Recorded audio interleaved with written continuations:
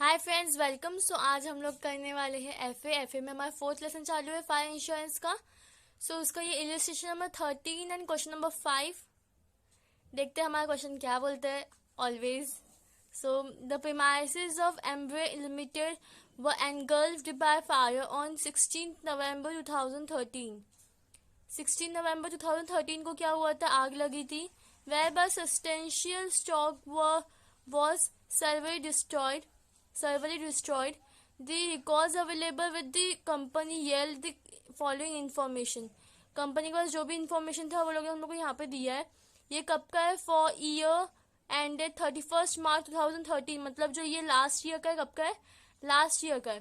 तो हम लोग क्या क्या दिया हुआ है? स्टॉक दिया हुआ है, purchase, freight, wages, gross profit भी दिया हुआ है and sales by stock, closing stock दिया हुआ है। तो क्लोजिंग स्टॉक हमारा करंट ईयर का क्या होता है? Opening stock. तो हम लोग लिख देते हैं यहाँ पे टू ओपनिंग स्टॉक। अमाउंट कितना है? 1,80,000। सो लिख देंगे यहाँ पे 1,80,000। वॉट एज हम लोग यहाँ से और कुछ मिलने वाला है? नहीं। अब यहाँ पे क्या दिया हुआ है? फॉर हाफ ईयर एंडेड 30 सितंबर 2013, मतलब 16 को क्या हुआ था? आग लगी थी। पर यहाँ पे हम लोग को 30 सितंबर, मतलब ये हम लोग को 6 महीने का दिया हुआ है। आप काउंट कर सकते हो। अप्रैल में हमारा ईयर स्टार्ट होता है, तो अप्रैल, मई, जून, जुलाई, अगस्त, सितंबर, 6 मंथ्स। तो 6 मंथ्स का हम लोग क्या दिया हुआ है? सेल्स दिया हुआ है, परचेज दिया हुआ है। बट हम लोग की इधर आग कब लगी थी? 7.5 month, which is 16 November, right. So आगे क्या बोला है? For period from 1 October to date of fire, sales and purchase were at same monthly rate. मतलब हम लोग को क्या बोला यहाँ पे कि 1 October to the date of fire, जब भी आग लगी थी तब तक का हम लोग को यहाँ पे सितंबर तक दिया है ना, अक्टूबर नवंबर का बाकी है। तो तब तक का क्या बोला लोग ने? सेल्स और परचेज मंथली बेसिस पे सही है। ये हम लोग को 6 मंथ्स का दिया है, तो हम लोग को इसको पर मंथ निकालना पड़ेगा। वो हम लोग यहाँ पे साइड बाय साइड स्टार्टिंग में कैलकुलेशन कर लेते हैं, so it will be easy for us. तो यहाँ पे हम लोग पहला कैलकुलेशन किसका करेंगे? सेल्स का करते हैं, ठीक है। तो हम लोग को 6 मंथ्स के लिए कितना दिया हुआ है? सेल्स 18 लाख रुपीज दिया हुआ है। कितना? 18 लाख। आप लोग को चीज में दिखा देती हूँ यहाँ पे। You can see 18 lakh rupees दिया हुआ है 6 मंथ्स के लिए।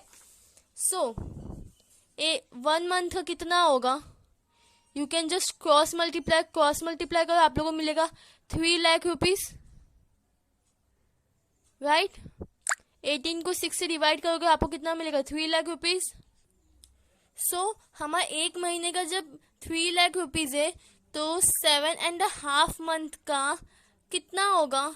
So you can just multiply करो, तो आप लोग को मिलेगा 22,50,000 रुपीज। ये क्या हो गया आपका? 7.5 मंथ का क्या हो गया? सेल्स हो गया। हम लोग परचेज भी फाइंड आउट करते हैं, परचेसेस, ठीक है। ये भी आपको 6 मंथ्स का ही दिया था। कितना दिया हुआ 6 मंथ्स के लिए? 8,40,000। सो हम लोग यहाँ पे लिखते हैं 8,40,000। ये हमारे 6 मंथ्स के लिए था। तो 1 महीने के लिए कितना होगा? क्रॉस मल्टीप्लाई करो, आप लोग को मिलेगा 1,40,000, ठीक है। अब हम लोग को ये मालूम पड़ गया कि 1 महीने का इतना। सो देयरफॉर 7.5 मंथ का कितना होगा? मल्टीप्लाई करो ये अमाउंट को, इससे मल्टीप्लाई करो तो आपको कितना मिलेगा? 10,50,000। ये आपका कब का हो गया? 7.5 मंथ का, जब तक का आग लगी थी तब तक का। इतना सेल्स था, इतना परचेज था। तो हम लोग पीछे लिख देते हैं यहाँ पे बाय सेल्स। यहाँ पे आप ब्रैकेट में लिख दो वर्किंग नोट 1। अमाउंट कितना है? 22,50,000। यहाँ पे आ जाएगा 2 परचेसेस,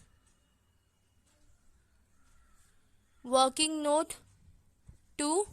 ये आ जाएगा आपका 10,50,000। अब और क्या बोला आगे? The freight, wages and direct expenses during period 1 April 2013 of date of fire वो at the same rate per month in the last year. मतलब ये जो हम लोग को लास्ट ईयर का जो भी फ्रेट, डायरेक्ट एक्सपेंसेस और वेजेस जो दिया हुआ है वो सेम है करंट ईयर के लिए पर मंथ के हिसाब से। पर मंथ के हिसाब से तो हम लोग को पहले ये भी ऑफकोर्स ये 12 महीने का दिया हुआ है हम लोग को ये यहाँ पे, तो हम लोग को इसको 1 महीने का निकाल के फिर 7.5 से मल्टीप्लाई करना पड़ेगा। सो हम लोग फाइंड आउट करेंगे। सो यहाँ पे हमारा freight and direct expenses, freight and direct expenses last month का हम लोग को दिया हुआ है, कितना दिया हुआ है, 12 महीने का दिया हुआ है। कितना है चेकआउट, 3 लाख रुपए दिया हुआ है। कितना, 3 लाख रुपीज। तो हम लोग यहाँ पे लिख देंगे 3 लाख। ठीक है, अब बताओ 1 महीने का कितना होगा। 1 महीना कितना होगा, 25,000।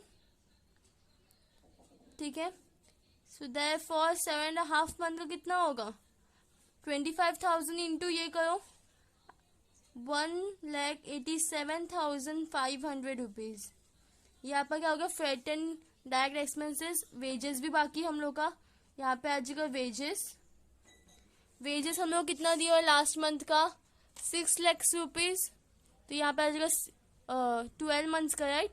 तो यहाँ पे 12 मंथ्स लिख दो, कितना, 6 लाख। तो 1 महीने का कितना होगा,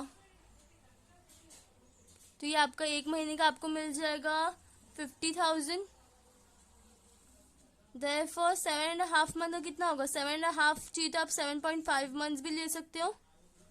आपको कैलकुलेशन करने में जिसमें इजी आप वो ले सकते हो। ओके, तो 7 कितना हो जाएगा ये, 3,75,000। ये आपका क्या हो गया, वेजेस हो गया। तो हम लोग यहाँ पे लिख देंगे हम लोग क्या क्या फाइंड आउट किया, to freight and direct expenses, to freight and direct expense. इसके लिए आपको वर्किंग नोट नंबर 3 प्रेफर करना है।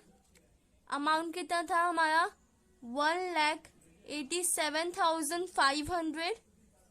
Now to wages, working note number 4 कितना हम लोग ने फाइंड आउट किया, 3,75,000, राइट। अब तक हम लोग ने कितने, हम लोग का इधर तक हो गया है। अब क्या दिया हुआ है हम लोग को, सैलवेज वैल्यू दिया हुआ है, सम इंश्योर्ड दिया हुआ है। सो अब कोई भी एंट्री बाकी नहीं, तो हम लोग उसको क्लोज करना है। क्लोज करने के लिए हम लोग क्या चाहिए रहता है, ग्रॉस प्रॉफिट रेशियो। तो हम लोग यहाँ पे अभी 5th पे क्या फाइंड आउट करेंगे, GPR। ये कैसे फाइंड आउट करते हैं हम लोग, ये आपको मिलेगा जो आपका लास्ट ईयर का क्या था, ग्रॉस प्रॉफिट। जो लास्ट ईयर का आपका ग्रॉस प्रॉफिट है, डिवाइड बाय सेल्स इनटू 100। इसको एक साथ ले लो। तो लास्ट ईयर ग्रॉस प्रॉफिट कितना दिया है हम लोग को, 9 लाख रुपीज। तो यहाँ पे 9 लाख डिवाइड बाय सेल्स कितना था, 30 लाख रुपीज। यहाँ पे 30 लाख इंटू 100 कितना मिलेगा आपको, फाइंड आउट करो। You will get 30%। आपका ग्रॉस प्रॉफिट रेशियो कितना हुआ, 30%।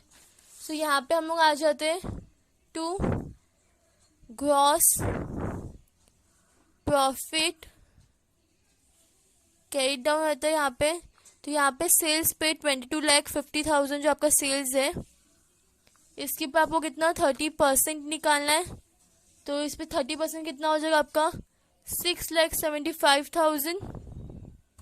ओके, अब आपको क्लोजिंग स्टॉक पर मिल जाएगा, टैली करके सेल्स से माइनस कर दो।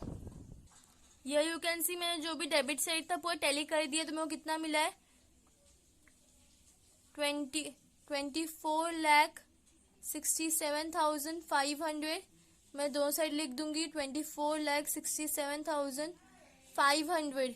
इसमें से मैं माइनस करती हूँ सेल्स विच इज 22,50,000। सो मेरे को मिला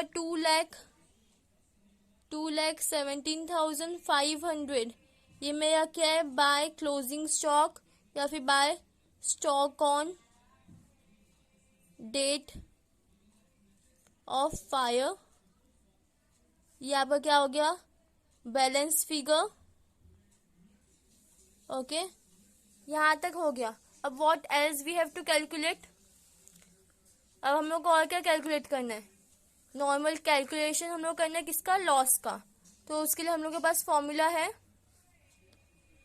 stock on date of fire, कितना है? 2,17,500 माइनस सेल्वेज। सेल्वेज कितना दिया हुआ यहाँ पे? Salvage is 10% of cost of stock. So salvage कितना है? 10%। तो यहाँ पे मैं लिख दूंगी 2 लाख नहीं हो जाएगा, 21,750 लेस करना पड़ेगा हम लोग को इसमें से, तो आपको मिलेगा 1,95,750। ओके, 1,95,750 आपका क्या हो गया? Total loss. सो अब क्लेम की बारी। क्लेम के लिए हमारे पास फॉर्मूला क्या है? Policy value divide by stock on date into loss. तो पॉलिसी वैल्यू हम लोग क्या दिया हुआ है? 2 लाख रुपीज। तो यहाँ पे 2 लाख लिख देंगे, divide by stock on date कितना था? 2,17,500 और लॉस कितना है? 1,95,750। सो यू कैन सी मैंने डिवाइड करके टोटल आंसर फाइंड आउट कर लिया। मेरे को मिला 1,80,000 रुपीज। ये मेरा क्या है? क्लेम है। Therefore claim is of rupees 1,80,000. So here I have completed with my question. मैंने नहीं, हम सबने कंप्लीट किया है। So here you can see, ये हमारा वर्किंग नोट पार्ट था। ये भी एग्जाम में इम्पोर्टेंट है। आप लोग इसको अच्छे से दिखाओगे, प्रेजेंटेबल रखोगे तो आपको इसके मार्क्स मिलेंगे। Thanks for watching. Please like, share and subscribe.